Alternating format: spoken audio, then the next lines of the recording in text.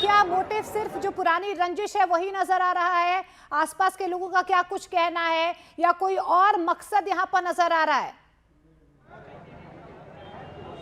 नहीं, जो अभी तक जानकारी मिल रही है वो यही है कि पुरानी जो रंजिश थी, जो 8 महीने पहले जो एक झगड़ा हुआ था, उसी को लेकर जो है ये बताया जा रहा है कि बुलाया गया मिलने को, और उसी के बाद फिर से एक बार बहस हुई और उसके बाद चाकू भूनकर उसकी हत्या कर दी गई। कोई और कारण अभी तक सामने नहीं आया। हालांकि पुलिस तमाम एंगल्स को यहाँ खंगाल रही है। मैं फिर आपको तस्वीरें दिखा रही हूँ ठीक उसी घर के गली के बाहर की, जहाँ वो सफ़ेद शामियाना लगा है, वो सूर्या का घर है।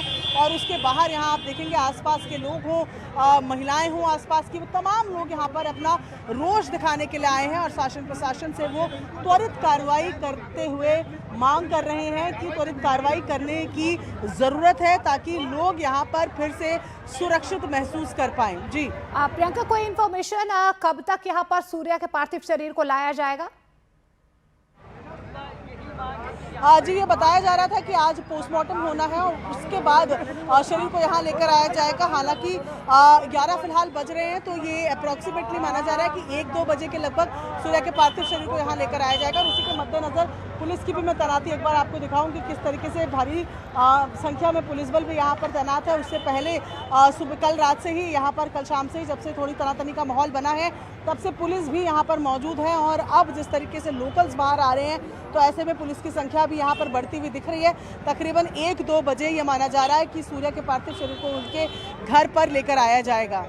बिल्कुल प्रियंका, सुबह से ही भी आप इस खबर पर बनी हुई हैं। आपने परिवार से भी बात की, आपने चश्मदीदों की जुबानी भी सुना कि क्या इस पूरे मामले में हुआ है।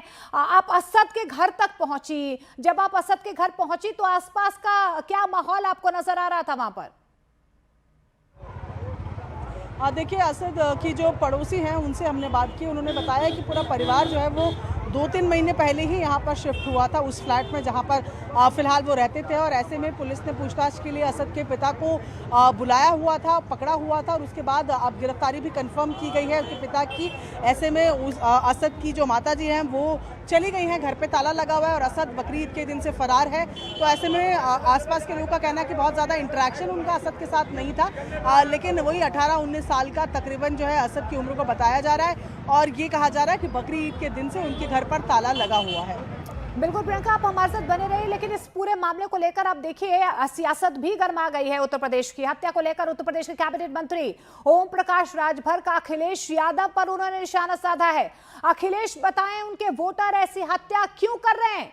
राजभर की तरफ से यह भी कहा गया है कि अखिलेश के एमवाई ने पूरे प्रदेश में आतंक मचा दिया है। तो देखिए, इस पूरे मामले को लेकर एक तरफ परिवार का दर्द है, इंसाफ की गुहार लगाई जा रही है, तो वहीं दूसरी तरफ अब देखिए राजनीति भी गर्मा गई है।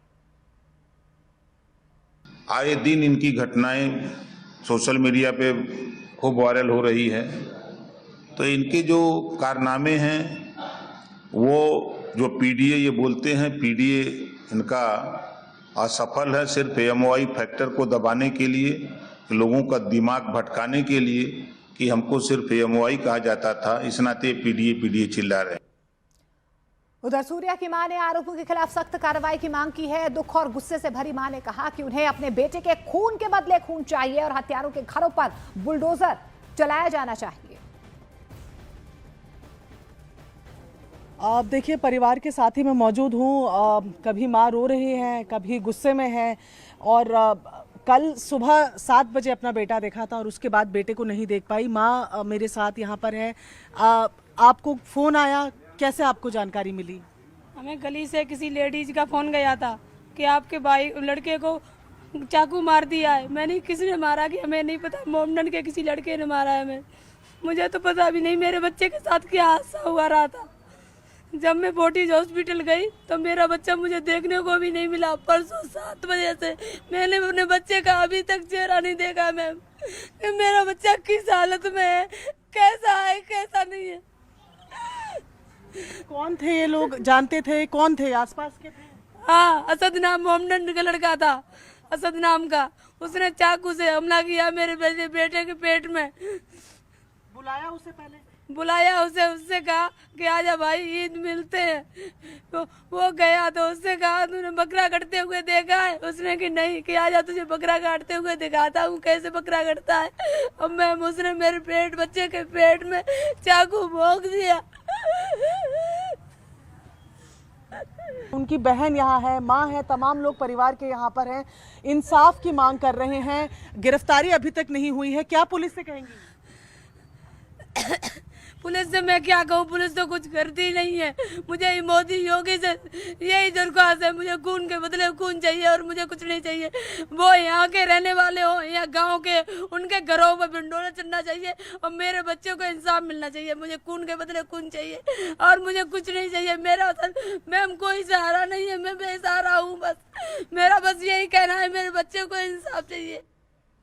प्रियंका, एक माँ का दर्द हम समझ सकते हैं। उनका जिगर का टुकड़ा जो है 17 साल का सूर्या, उसे मौत के घाट उतार दिया गया। हत्यारों ने पहले उसकी घेराबंदी की और उसके बाद आप देखिए कि किस तरीके से इस पूरी घटना को अंजाम दिया गया है।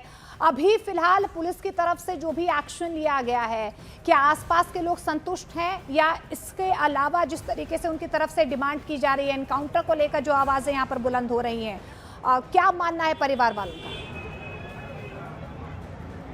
देखिए, साफ तौर पर परिवार का साफ ये कहना है कि एनकाउंटर ही उन्हें अपराधियों का चाहिए जो हत्यारे यहाँ पर हैं। उनका कहना है, उनकी माँ का कहना है कि जिस तरीके से उन्होंने अपना बेटा खोया है और कोई भी और चीज़ उसके बदले उनको कंपनसेट नहीं कर सकती हैं। ऐसे में एनकाउंटर की ही मांग जो है वो परिवार की तरफ से, जो तमाम लोग यहाँ पर मौजूद हैं उनकी तरफ से की जा रही है। उनका कहना है कि ये मामला जो है इस तरह बड़ा बना हुआ है कि एक नज़ीर सज़ा के तौर पर भी पेश होनी चाहिए कि कोई दोबारा इस तरीके की हरकत ना कर पाए। मैं एक बार फिर तस्वीर आपको दिखाऊं, ये गली के बाहर की तस्वीरें हैं जहाँ पर कुछ लोग जो हैं वो इकट्ठा हैं और कुछ हिंदू रक्षा दल के लोग भी यहाँ पर मौजूद हैं। और ऐसे में ये तमाम लोग यही मांग कर रहे हैं कि जिस तरीके से उनके बेटे यानी कि सूर्या की हत्या की गई, वैसा ही जो है वो कुछ जो हत्यारे हैं उनके साथ भी किया जाए। हालांकि फिलहाल अगर अपडेट दे तो 3 गिरफ्तारियां हुई हैं, जिसमें से एक असद के पिता की गिरफ्तारी को पुलिस ने फिलहाल कंफर्म किया है, लेकिन मुख्य आरोपी असद अभी भी